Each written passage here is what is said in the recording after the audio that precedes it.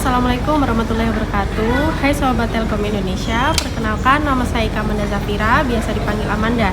Saya merupakan lulusan dari jurusan Manajemen Bisnis di Institut Teknologi 10 November di Surabaya.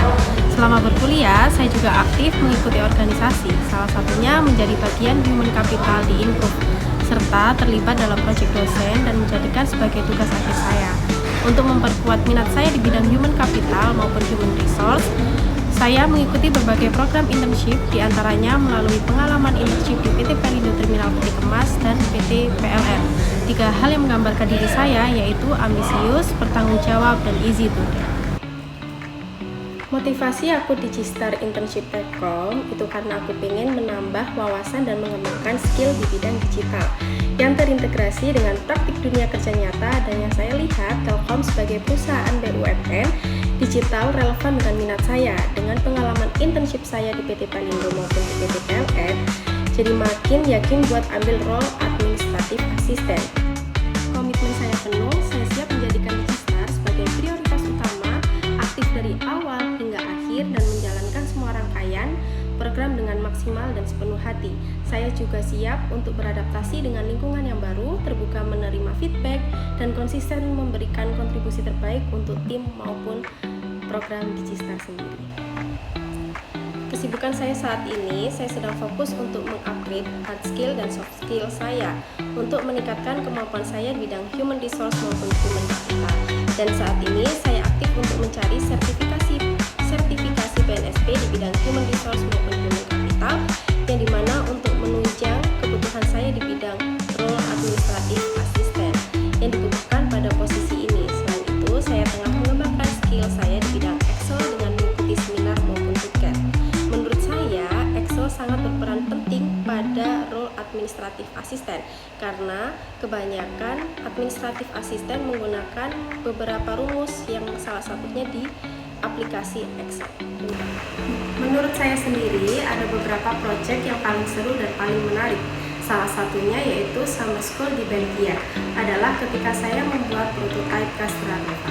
Membuat prototipe Castranova dalam 1 minggu, saya mengerjakan sendiri dari ide hingga prototipe selesai.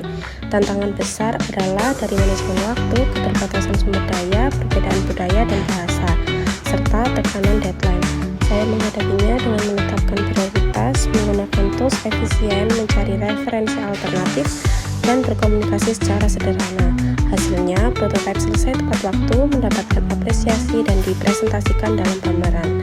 Pengalaman ini sangat membanggakan karena menunjukkan kemandirian, kreativitas, dan kemampuan adaptasi di lingkungan internasional.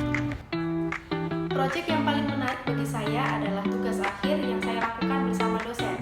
Kami mengembangkan produk dekorasi rumah menggunakan teknologi additive manufacturing dari bahan plastik daur ulang, dan saya berperan sebagai koordinator riset kebutuhan konsumen dalam penyusunan atribut produk menggunakan metode QFD House of Quality dengan durasi proyek ini selama 4 bulan.